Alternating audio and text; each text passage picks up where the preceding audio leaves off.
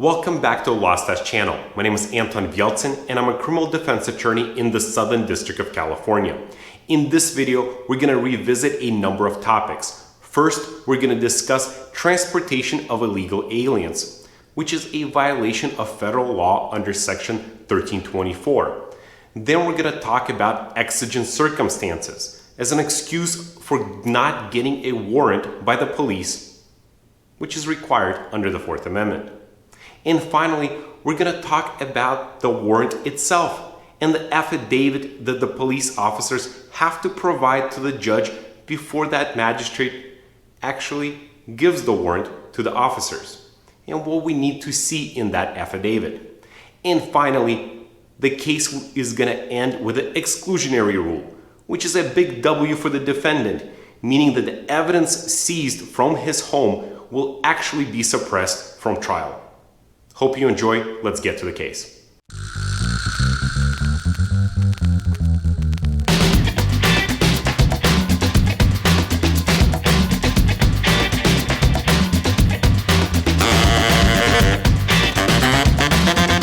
In this video, we'll be discussing United States versus Mora, a 10th Circuit case from 2021. And per usual, I'm first going to discuss the facts of the case with you, and then we're going to focus on the law. So here's what happens. The case originates with a 911 call. The dispatch receives the call from an individual saying that they're seeing a tractor trailer pull up to a market and 14 individuals run out of the trailer. And of course, there is suspicion that these individuals are illegal aliens, meaning without a lawful permission to be in the United States. By the time the police officers arrive to the market, the tractor trailer is gone. But they question some of these individuals, and they are indeed people without identifications and probably illegal in the United States. They do provide description of the driver to the police, and then the officers look at the surveillance footage to see what kind of vehicle it was, what kind of tractor trailer, the license plates, and so on.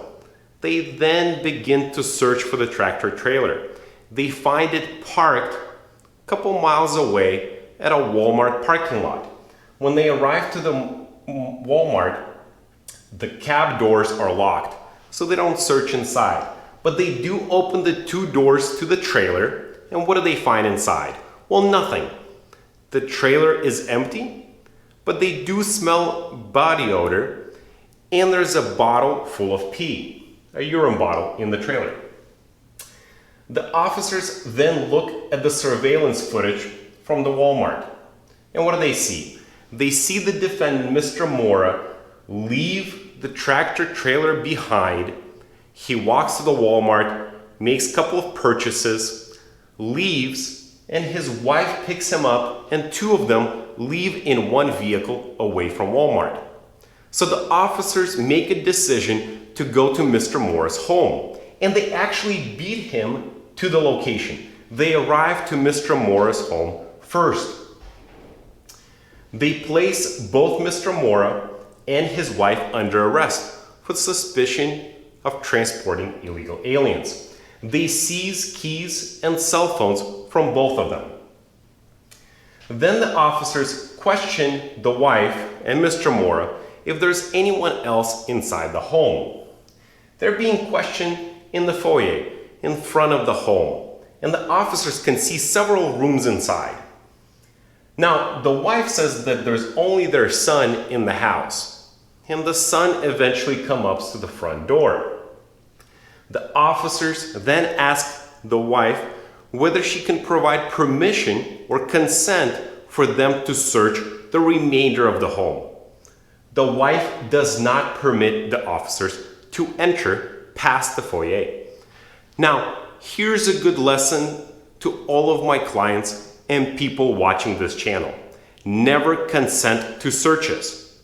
It usually doesn't help you out, and there is no reason for you to be giving up your constitutional rights. If the officers need to search your home, make them get a warrant, which is what the Fourth Amendment under the Constitution tells them to do. Here is a bulletin from Channel 5 News. Hey, sorry to interrupt.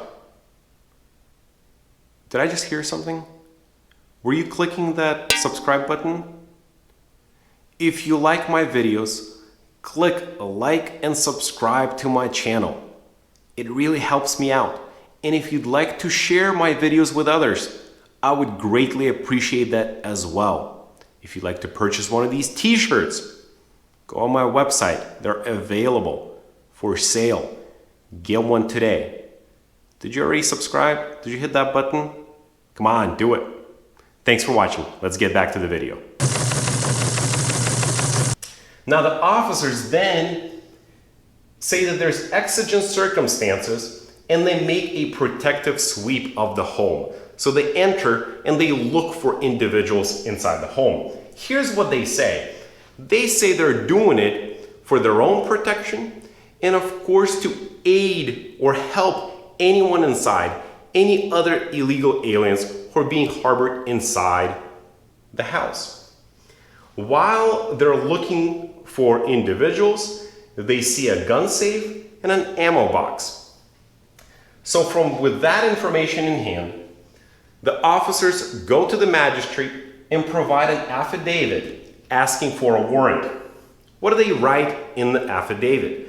They tell the magistrate that they need to search this home, one, because of the observations inside, meaning the gun safe and the ammo box, which suggests that inside there's evidence of a crime. And number two, that individuals who usually transport illegal aliens also have phones, GPS, and sometimes electronic banking information in their home. So evidence of a crime driving illegal aliens, more evidence of it will be found in the home. They receive the warrant. The magistrate judge actually issues a warrant. So the officers come back and they search the home. And what do they find? Well, they find a firearm. Mr. Mora gets charged with smuggling illegal aliens and being a felon in possession of a firearm because Mr. Mora has previous criminal record and he's not permitted to have a firearm. Now, Mr. Mora files a motion to suppress the firearm. Why? Well, he says that there was no evidence in the affidavit that suggests that he was a felon in possession and that a firearm would be found inside the home. So first, let's go ahead and take a look at the law, and we're going to take it step by step. So first, the officers said that the reason they first entered the home and searched it was because of exigent circumstances. I have a number of videos dealing with exigent circumstances, and this is going to be another addition to those videos. I, of course, encourage you to watch the video I'm going to link above because it gives you a good overview about exigent circumstances. But essentially, this is an exception to the warrant requirement. Under the Fourth Amendment, which protects you against unreasonable searches and seizures, the officers need to get a warrant before they can search your home. But exigent circumstances is an exception to the warrant requirement. So when they first entered the home, they did not have a warrant. They simply entered it under this exception. But here's the problem. The 10th Circuit says that there is no exigency in this case. First, the officers had ample opportunity to observe the home. Let's remember, they were the first ones to arrive to Mr. Mora's home. So they could have observed it and saw if anyone is coming in or out of the home, or if there's any traffic inside through the windows. The wife told them that there was no one in the home except for their son, who came up to the front. When they were standing there, they didn't hear any sounds of anyone asking for help, for aid. We also know when they were standing in the foyer, they could see several rooms because you could see down the hall. And somebody actually testifies during the hearing, one of the officers, that he could see down, and he couldn't see anyone else there. And finally, if we're saying that we're not seeing anyone inside the home, who are you trying to help? Where's this aid coming from, and who are you trying to provide the aid? Because of that, the 10th Circuit says there is no exigency. There is no exigent circumstances in this case. Because there is no exigent circumstances in this case, that means the officers would have never found the gun safe or the ammo box. Because the only reason they found that was because they violated the 4th Amendment under the Constitution. So then we have to look at the affidavit. Is the affidavit enough for the magistrate to issue the warrant? Now, of course, we're looking back at it. We know that the magistrate already issued the warrant, but the 10th Circuit is looking whether that was proper. Now, we know the affidavit came through 2 justifications. First, it was the observations. Well, we know those are out. Saying that there's no exigency means that the officers should have never seen that information, that evidence in the home. That means we can't rely on their observations anymore. Then we're focusing on the rest of the affidavit. And in that affidavit, it says that individuals who transport illegal aliens often have phones, GPS devices, and other electronic data, banking information in their homes. So let's now focus on the affidavit. We know that the affidavit has to provide a nexus between the crime and the place to be searched. The crime is transporting illegal aliens. Now there has to be a nexus with the home. And there's a big issue here. In the affidavit, it does not identify if the defendant himself had cell phones, GPS, or any other evidence in the home. The 10th Circuit says that this is just a boilerplate language, sort of a template.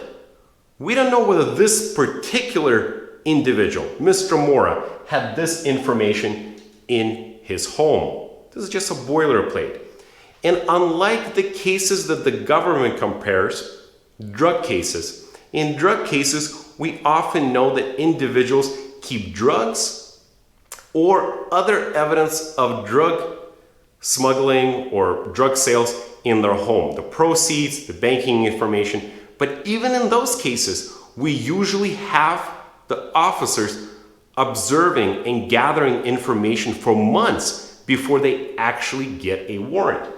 So here, with this boilerplate information, the 10th Circuit says they don't see the nexus. And there's other issues and other problems involved here as well. The cell phone that they're trying to seize inside the home, they have already seized it. Remember, they were the first ones next to the house, meaning that when they arrested Mr. Mora, they already took his cell phone. So the question becomes, does he have a second cell phone in the house? I mean, some of us have 2 or more cell phones, but there's no evidence that Mr. Mora did. The tractor trailer, the cab was never searched. How can we say that the evidence of this crime, transporting illegal aliens, you'll find more of it in the home than the cab of a tractor trailer that is used in commission of the crime? That just doesn't make any sense. And finally, police arrived to the place, to the home first.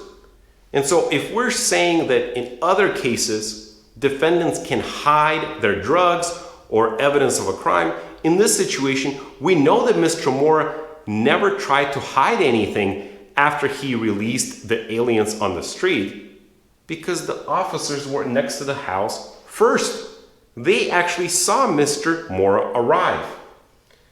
Because there's no exigency, and because the boilerplate language did not provide enough information in the affidavit for the warrant to be issued, the 10th Circuit says, under exclusionary rule, the gun has to be suppressed.